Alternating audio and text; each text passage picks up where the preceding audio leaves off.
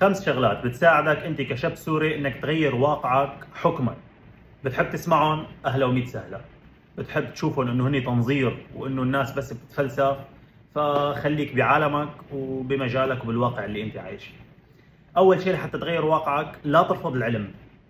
اي شاب بشوفه بيقول لا ما في فائده للعلم وما في جدوى من انه ادرس واتعلم، انت غلطان. واذا ما انك قادر انت تدرس جامعه او راح عليك وقت الجامعه والقصص، فيك تقرا كتب لحتى تتعلم وتفتح مداركك والافق تبعك. لما بتدرس وبتتعلم بينفتح عندك افق ومنطق بالتفكير ما كان موجود. وهذا هو سر من اسرار النجاح اللي ما حدا بيحكي عنه. تمام؟ دائما بيقول لك اطلع، اتداول، عمول، شيل، حط.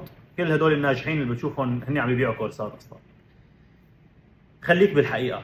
أول شيء لا ترفض العلم، ادرس وتعلم، لأنه العالم بالشيء قادر أنه يحلله ويواجه المشاكل بذكاء أكثر من الشخص اللي ما بيدرس وما بيتعلم.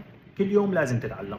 ثاني شيء غير مفهومك عن النجاح. النجاح ما نو بالتفاهة، ما نو بالتفاهة.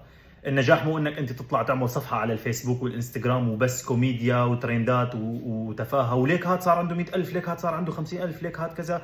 النجاح ما نو هيك. النجاح ما نو موزع بس بهدول الاشخاص. النجاح الحقيقي رح تشوفه باماكن تانية، والملايين ورجال الاعمال رح تشوفهم بمكان تاني تماما عن هذا الجو اللي انت فايت فيه كشاب باول عمرك ومفكر اذا نزلت ريلين وضربوا مليونين وتابعوك 10,000، هدول 10,000 ما لهم قيمه، ما لهم قيمه لانك انت نزلت لهم شيء تافه. فهني بحد ذاتهم ما عندهم قيمه يقدموه. تمام؟ فانت ما راح تستفيد اي شيء. فبعد عن التفاهه. والنجاح ما مرتبط بشيء محدد، تداول كذا هيك. لا لا لا، ما له مرتبط بشيء معين. فيك تشتغل باي مجال وتكون ذكي فيه وقادر تبدع فيه وتنتج منه مئات الملايين، ولكن بدك تكون ذكي وعقلك شغال.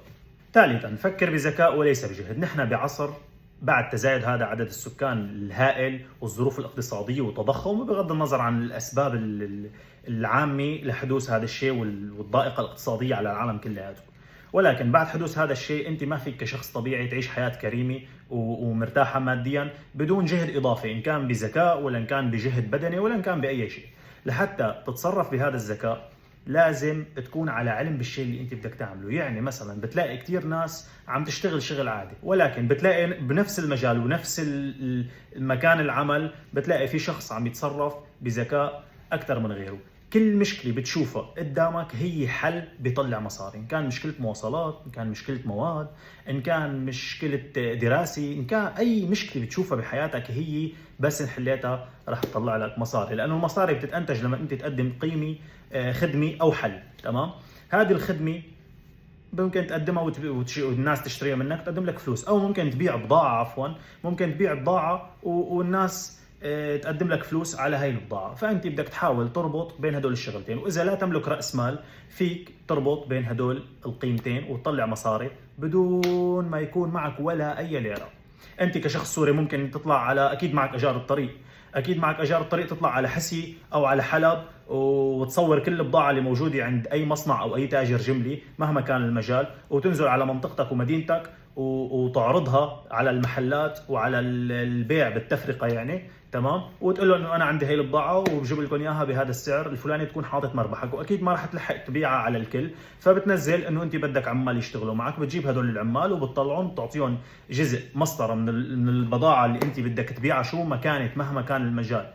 بتعطيهم جزء من هذا الشيء وبيطلعوا ببيعوها. بتتفق معهم انه انت بس بعت هي البضاعه رح تقسم الربح بينك وبينهم. هاي مبروك، صار انت عندك شركه بدون اي شيء. هلا انت بيومين بتطلع على حلب بتعمل هاي العمليه، بتنزل ممكن بعد اسبوع انت بايع بحمص بمليون ليره. ما رح اقول لك ارقام كبيره، بمليون ليره. فالتصرف بذكاء هو الحل بهذا الزمن. رابعا خليك بعيد عن المشتتات، عن الموبايل اذا انت عم تستخدمه بشكل سيء، عن البنات اذا انت عم تضيع وقتك هون وهون، عن رفقاتك اذا هني ناس فاشلين ما بيقعدوا يحكوا بالبزنس ولا بالتعلم ولا بالافكار ولا بالمشاريع. هدول بعد عنهم، ما لك مصلحه تضل جنبهم. خليك عنيد. خلص انت حطيت هدف بدك تعمله، بدك تعمله. بسوريا غير بسوريا بدي سويه. انا من 2019 حطيت هدف انه انا بدي ضل روح على النادي، رحت تحت المطر وتحت الشوب وتحت الثلج وكيف ما كان رحت، ضل روح ضل روح لحتى اوصل للشيء اللي بدي اياه. حطيت هدف بدي اسوي هيك شيء، ضل اعمله. حطيت هدف انا بدي اجيب طب، بدي ادرس كل يوم بدرس 8 ساعات، تعبان، واذا تعبان تعب بيروح النتيجه بتضل. هلا بتتعب سنتين تجمع مبلغ كويس، المبلغ بضل وبتستثمر وبتعيش فيه والتعب بيروح. اذا انت شخص ما بدك تتعب، ما في طريقه، يعني ما في طريقه انك انت ما تتعب، بدك تتعب.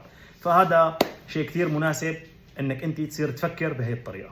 وخامسا بعد كلها تخليك جاهز لتلقي الفرصه، يعني انت بعد الدراسه وبعد ما نظمت عقليتك وخططت، ودائما جيب ورقه وقلم، كل شهر ما يمرق شهر وما تجيب ورقه وقلم وتكتب كل خططك بذكاء وبدقه وباحكام، كيف بدي اعمل القصه بالضبط، وركز عليها يوميا. وحتى لو ما اجتك الفرصه انت صير فتش عنها، لما تدرس وتتعلم وتصير ذكي وعندك خبره باكثر من مجال او عن كل مجال شيء معين، يعني افتح شوف عن التسويق شيء، عن المبيعات، عن الهرمونات، عن المجال السيارات، عن مجال العقارات، عن الكتب، عن شيء معين. لما انت يكون كل نظامك خلال سنه وسنتين وثلاثه واربعه مبني على هذا التشعب، صدقني ما تقدر تقعد انت مع بني ادم الا ما يشوف عقليتك ويشوف فهمك ويشوف ذكائك ويشوف اطلاعك على كل المجالات.